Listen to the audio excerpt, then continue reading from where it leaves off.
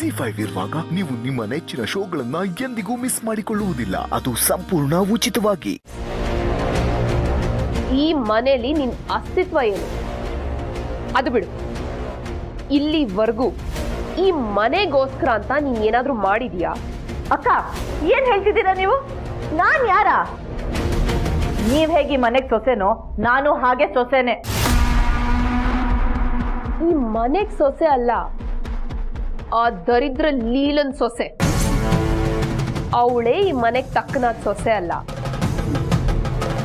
ನೀನು ಸರುನ ನನ್ನ ಬಿಟ್ಟು ಅವಳು ಬಾಲ ಹಿಡ್ಕೊಂಡು ಬದುಕ್ತಿರೋ ನಿನಗೆ ಈ ಮನೇಲಿ ಯಾವ ಬೆಲೆನೂ ಇಲ್ಲ. ಬೇಡ ಅಕ್ಕ, ಹಾಗನ್ಬೇಡಿ. ಹೇಳ್ತೀನಿ. ಏನಿವಾಗ? ಲೀಲಾ ಅತ್ತೆಗೆ ಏಜೆ ತನ್ನ ಕೈಯಾರೆ ತಾಳಿ ಕಟ್ಟಿದ್ದಾರೆ. ಅದೇ ತಾಳಿನ ಏಜೆ ತನ್ನ ಕೈಯಾರ ಕಿತ್ತು ಹಾಕಿದ್ದಾರೆ. ಏಜೆನೆ ಲೀಲಾ ಅತ್ತೆ ಕುತ್ತಿಗೆ ಇನ್ನೊಂದ್ಸಲ ತಾಳಿ ಕಟ್ತಾರೆ. ಅದ್ ನಾನು ಬದುಕಿರೋವರೆಗೂ ಸಾಧ್ಯ ಇಲ್ಲ.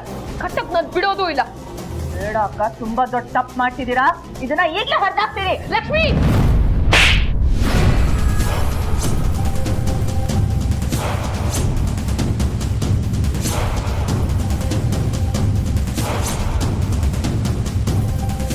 ಒಂದ್ಸಲ ಹೇಳಿದ್ರೆ ಅರ್ಥ ಆಗಲ್ಲ ನಿನ್ಗೆ?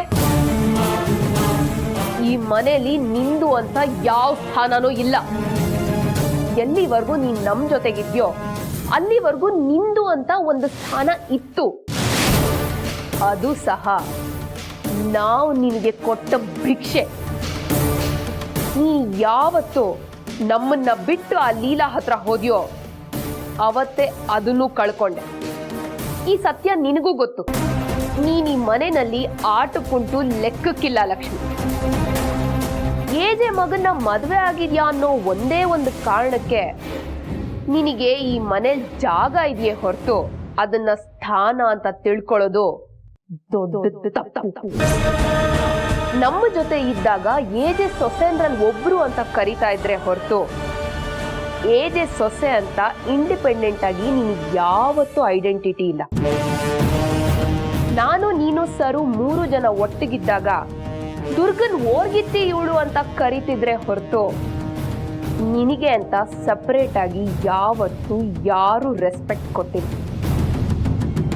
ಇನ್ನು ನೀನ್ ನಮ್ಮನ್ ಬಿಟ್ಟು ಹೋದ್ಮೇಲೆ ಆ ಲೀಲನ್ ದರಿದ್ರ ನಿನಗೂ ಒಕ್ಕರ್ಸ್ಕೊಂಡಿದೆ. ಬರ್ದಿಟ್ಕೋ, ಆ ಲೀಲಾನ ಈ ಮನೆಯಿಂದ ಹೊರಗಡೆ ಹಾಕ್ತೀನಿ.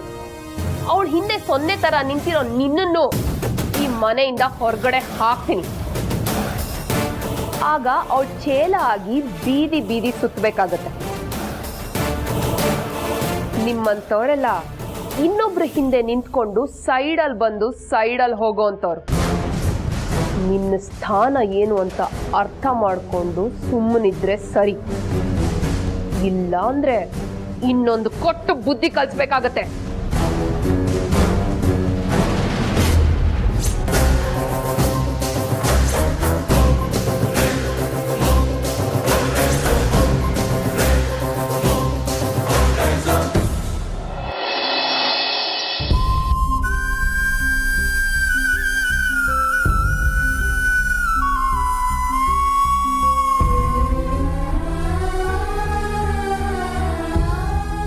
ಏನ್ ವಿಶ್ವರು? ನೋಡಿ ಮೇಡಮ್. ಲಕ್ಷ್ಮಿ, ಯಾಕೆ ಅಳ್ತಿದ್ಯಾ? ವಿಶ್ವರು ಬಿಕ್ಕಿ ಬಿಕ್ಕಿ ಅಳ್ತಾ ಇದ್ದಾರೆ. ಲಕ್ಷ್ಮಿ, ಏನಾಯ್ತು ಲಕ್ಷ್ಮಿ? ಹೇಳು. ಲಕ್ಷ್ಮಿ, ನಿಮ್ಮ ಮನೇಲಿರೋರು ಆರೋಗ್ಯವಾಗಿದ್ದಾರೆ ತಾನೆ? ಯಾರಿಗಾದ್ರೂ ಏನಾದರೂ ಆಗಿದ್ಯಾ? ಏನಾದರೂ ಫೋನ್ ಬಂದಿತ್ತಾ? ಪ್ಲೀಸ್ ಹೇಳು ಲಕ್ಷ್ಮಿ. ನಿಂಗೆ ಯಾರಾದ್ರೂ ಏನಾದರೂ ಬೈದ್ರಾ? ಪ್ಲೀಸ್ ಲಕ್ಷ್ಮಿ ಹೇಳು. ನೀನ್ ಈ ಥರ ಅಳ್ತಾ ಇದ್ರೆ ನನ್ನ ಕೈ ಕಾಲೇ ಆಡಲ್ಲ. ಪ್ಲೀಸ್ ಹೇಳು ಲಕ್ಷ್ಮಿ. ಏನು ಅಂತ ಹೇಳಿ ಅಂತೆ, ಏನು ಅಂತ ಹೇಳಿ.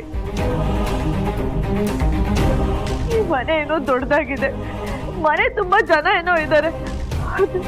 ಅದು ಫಸ್ಟ್ ಟೈಮ್ ನಾನು ಒಂಟಿ ಅಂತ ಅನ್ಸ್ಬಿಡ್ತು ಅಂತೆ. ನಾನು ಒಂಟಿ ಅಂತ ಅನ್ಸ್ಬಿಡ್ತು. ಅಯ್ಯೋ ಲಕ್ಷ್ಮಿ, ನೀನ್ ಒಂಟಿ ಅಲ್ಲ, ನಾವ್ ಎಲ್ಲರೂ ಇದೀವಿ. ನಾನಿದ್ದೀನಿ, ವಿಶ್ವರೂಪ್ ಇದ್ದಾರೆ, ಅಜ್ಜಿ ಇದ್ದಾರೆ, ನನ್ ಗಂಡ ಇದ್ದಾರೆ. ನಾವೆಲ್ಲರೂ ಇದೀವಲ್ವಾ? ನೀನ್ ಒಂಟಿ ಅಂತ ಹೇಗ್ ಅನ್ಸುತ್ತೆ? ದಡ್ಡಿ ನೀನು. ಹೌದು ಅತ್ತೆ, ನಾನ್ ದಡ್ಡಿನಿ. ಇಷ್ಟು ದಿನ ಕೆಟ್ಟೋರ್ ಸವಾಸ ಮಾಡ್ತಿದ್ದೆ.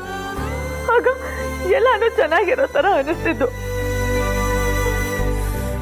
ಈಗ ಬುದ್ಧಿ ಬಂದ್ಮೇಲೆ ಒಳ್ಳೆಯವ್ರ ಜೊತೆ ಇದೀನಲ್ಲ, ನನ್ ಯಾಕಾರು ಅವ್ರ ಸವಾಸ ಮಾಡ್ದೆ, ನನ್ನಂತ ದಡ್ಡಿನೇ ಯಾರು ಇಲ್ಲ ಅಂತ ಅನಿಸ್ತಿದೆ ಅಷ್ಟೆ. ನನ್ ಗಂಡ ಕೆಲ್ಸ ಅಂತ ಫಾರಿನ್ ಅಲ್ಲಿ ಇದ್ದಾರೆ. ನೀವು ಈಗ ತಾನೇ ಸಂಸಾರನ ಶುರು ಮಾಡ್ಕೊಂಡಿದ್ದೀರಾ. ಅಜ್ಜಿಗೆ ನೀವಿಬ್ರದೇ ಚಿಂತೆ. ಇದ್ರ ಮಧ್ಯದಲ್ಲಿ ನಾನು ಎಲ್ಲಿ ನಿಂತಿದ್ದೀನಿ ಅಂತ ನನಗೆ ಗೊತ್ತಾಗ್ತಿಲ್ಲ ಅತ್ತೆ. ಕಣ್ ಮುಚ್ಕೊಂಡು ನೋಡಿದ್ರೆ ನಾನು ಈ ಮನೆಯಿಂದ ಎಲ್ಲೋ ದೂರದಲ್ಲಿದ್ದೀನಿ ಅಂತ ಅನಿಸ್ತಾ ಇದೆ. ಲಕ್ಷ್ಮಿ, ಇಲ್ಲಿ ನೋಡು, ನೀನು ಒಂಟಿ ಅಲ್ಲ. ನಿನ್ನ ಒಂಟಿಯಾಗಿರೋದಕ್ಕೆ ನಾನು ಬಿಡೋದು ಇಲ್ಲ.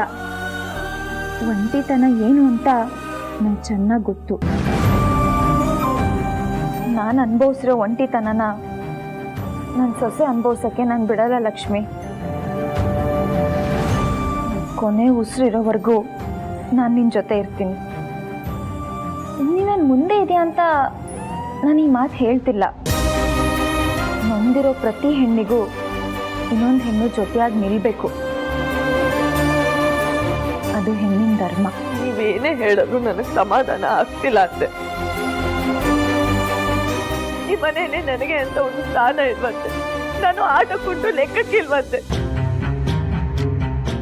ನಾನು ಈ ಮನೆಗೆ ಸೊಸೆಯಾಗೆ ಬಂದಿರೋದು ಅಂತೆ.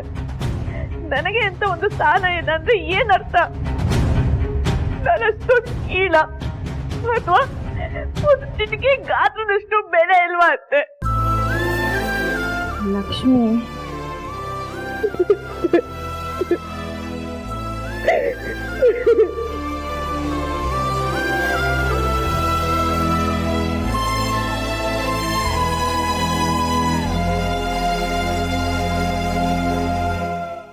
ZEE5 ಆಪ್ ಡೌನ್ಲೋಡ್ ಮಾಡಿ ಎಲ್ಲಾ ಸಂಚಿಕೆಗಳನ್ನು ಸಂಪೂರ್ಣ ಉಚಿತವಾಗಿ ನೋಡಿ.